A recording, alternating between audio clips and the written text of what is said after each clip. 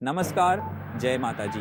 चारण समाज के इस चारण शक्ति प्लेटफॉर्म पर आपका हार्दिक स्वागत है। यहाँ आप जान सकेंगे चारण साहित्य, संस्कृति, विरासत, दिव्य प्रवचन एवं समसामयिक समाचारों का प्रसारण। चारण शक्ति प्लेटफॉर्म पर महापुरुषों के जीवन परिचय की श्रृंखला में आज हम राजस्थान के महान क्रांतिकारी कवि सूर्यमल्ल मिश्रण के जीवन परिचय पर प्रकाश डालने का प्रयास करेंगे। राजस्थान के महान कवि सूर्यमल्ल मिश्रण मीसन का जन्म बूंदी जिले के हरना गांव में 19 अक्टूबर 1815 तदनुसार कार्तिक कृष्ण प्रथम विक्रम संवत 1872 को हुआ था।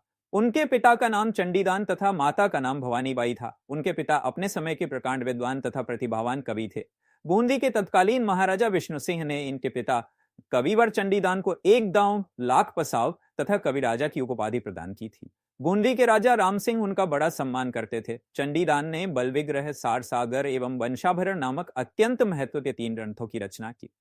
सूर्यमल्ल मिश्रण का जन्म जिस समय हुआ उस समय राजस्थान में राजपूत युग की आभा लगभग ढल चुकी थी। वीर दुर्गादास का समय बीत चुका था। सवाई जय सिंह, अजीत सिंह, अभय सिंह आदि ने अपने काल में राजपूती वैभव के लिए प्रयास किए थे, किंतु मिश्रण के जन्म के समय उनका भी वक्त बीत चुका था। उस समय राजस्थान मराठों के आक्रमण से त्रस्त था और अमीर खां जैसे व्यक्तियों के दुराचारों से त्राही त्राही कर रहा था। यहाँ के राजा आपसी वैमनस्य और अन्य अनियमित व्यवहारों से अपना ओज व तेज खो चुके थे। इसी अवसर का फायदा उठाते हुए अंग्रेजों ने 2-3 साल में ही राजस्थान पर अपना अधिकार कर लिया।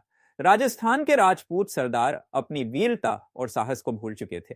ऐसे समय में सूर्यमल्ल मिश्रण का उदय हुआ। वे बचपन से ही कुशाग्र बुद्धि एवं असाधारण स्मरण शक्ति से संपन्न थे। इस महान कवि ने बाल्यकाल से ही कई विद्याओं का गहन ज्ञान प्राप्त कर लिया। उन्होंने स्वामी स्वरूपदास से योग, वेदांत, न्याय, वैशेषिक साहित्य आदि की शिक्षा प्राप्त की। आशानंद से उन्होंने व्याकरण, छंद शास्त्र, काव्य, ज्योतिष, अश्ववेध, चाणक्य शास्त्र आदि की शिक्षा प्राप्त की तथा मोहम्मद से फारसी एवं एक अन्य यवन से उन्होंने वीणा वादन सीखा। इस प्रकार सूर्यमल्ल मिश्रण को प्रारंभ से ही शैक्षिक, साहित्यिक और ऐतिहासिक वातावरण मिला, जिससे उनमें विद्या, विवेक एवं वीरता का अनोखा संगम प्रस्फुटित हुआ। उनके जीवन काल में ही उनके काव्य का प्रसार संपूर्ण राजस्थान एवं मालवा में हो चुका था।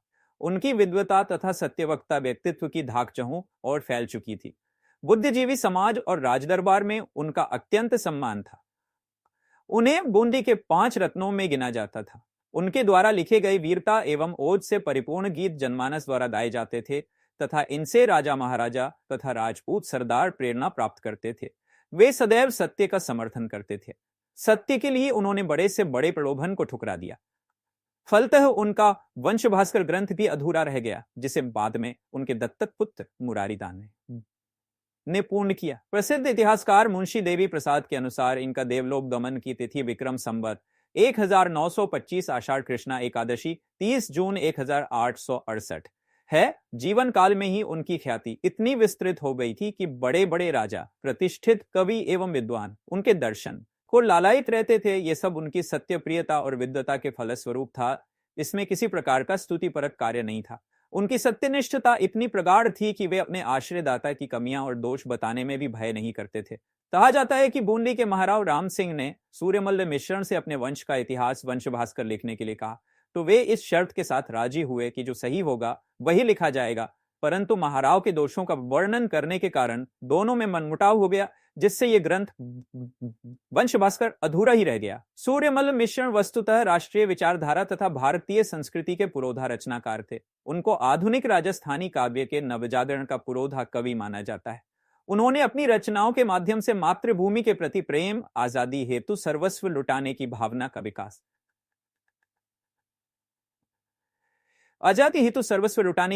का विकास करने तथा राजपूतों में विस्मृत हो चुकी वीरता की भावना। जब 1857 का स्वाधीनता संघर्ष प्रारंभ हुआ तो उसमें तीव्रता व वीरता पोषित करने में इस कवि की रचनाओं का अत्यंत महत्वपूर्ण योगदान रहा। बूंदी के इस साहित्यकार सूर्यमल्ल मिश्रण ने अपनी कृतियों अथवा पत्रों के माध्यम से गुलामी करने वाले राजपूत शासकों को धिक्कारा है। उन्होंने पीपल्या के ठाकुर फूल सिंह को लिखे एक पत्र में राजपूत शासकों की गुलामी करने की मनोवृत्ति की कटु आलोचना की थी। राजस्थान में वीरता पोषित करने के कारण सूर्यमल्ल मिश्रण के विचारों एवं रचनाओं को राजस्थान में राष्ट्रीयता की समृद्धि का सर्वप्रथम प्रेरक माना जाता है। वीरता के संपोषक इस वीरस के कवि को वीर रसावतार कहा जाता है। महाकवि सूर्यमल्ल की प्रतिभा और विद्वता का पता तो इस बात से ही चल जाता है कि मात्र 10 वर्ष की अल्पायु में ही उन्होंने रामरंजाट नामक खंड काव्य की रचना कर दी थी। सूर्यमल्ल मिश्रण के प्रमुख ग्रंथ वंश भास्कर एवं वीर सतसई सहित समस्त रचनाओं में चारण का परंपराओं की स्पष्ट छाप अंकित है। वे चारणों की मिश्रण शाखा से संबद्ध कवि थे। राजस्थान में अत्यंत लोकप्रिय, मान्य एवं यशस्वी कृति वंश भास्कर उनकी कीर्ति का आधार ग्रंथ था। कुछ इतिहासकार इसे ऐतिहासिक दृष्टि से पृथ्वीराज रासो से भी अधिक महत्वपूर्ण मानते हैं। साहित्यिक दृष्टि से इस ग्रंथ की गणना 19वीं सदी के महाभारत के रूप में की जाती है। अधूरा होते हुए भी यह अत्यंत विस्तृत ग्रंथ लगभग 3000 पृष्ठों का है। संभवतः इससे बड़ा ग्रंथ हिंदी में दूसरा कोई नहीं है। इस कृति में मुख्यतः बूंदी राज्य का इतिहास वर्णित है, किंतु प्रसंगानुसार अन्य राजस्थानी रियासतों के राजाओं, वीरों तथा प्रमुख ऐतिहासिक घटनाओं का भी वर्णन इसमें किया गया है। इस पिंगल काव्य रचना में बूंदी राज्य के विस्तृत इतिहास के साथ साथ उत्तरी भारत का इतिहास तथा राजस्थान में मराठा विरोधी भावना को भी पोषित एवं संवर्धित किया गया है। युद्ध वर्णन की जैसी सजीवता इस ग्रंथ में है, वैसी अन्यत्र दुर्लभ है। राजस्थानी साहित्य के अत्यंत चर्चित इस ग्रंथ की टीका कृष्ण सिंह बारहट ने की है। सूर्यमल्ल मिश्रण के वीर सतसई ग्रंथ को भी राजस्थान में स्वाधीनता के लिए वीरता की उद्घोषणा करने वाला अपूर्व ग्रंथ माना जाता है। अपने इस ग्रंथ के पहले ही दोहे में वे समय पलटी सीस का घोष करते हुए अंग्रेजी दास्ता के विरुद्ध विद्रोह के लिए उन्मुख होते हुए प्रतीत होते हैं। यह संपूर्ण कृति वीरता का पोषण करने तथा मातृभूमि की रक्षा के लिए मरने मिटने की प्रेरणा का संचार करती है। यह राजपूती शौर्य के चित्रण तथा काव्य शास्त्र की दृष्टि से उत्कृष्ट रचना है। सूर्यमल्ल मिश्रण के मुख्य ग्रंथ वंश भास्कर, वीर सतसई, धातु रूपावली, बलवद विलास, रामरंजाट, छंदोमयुग, सतीरा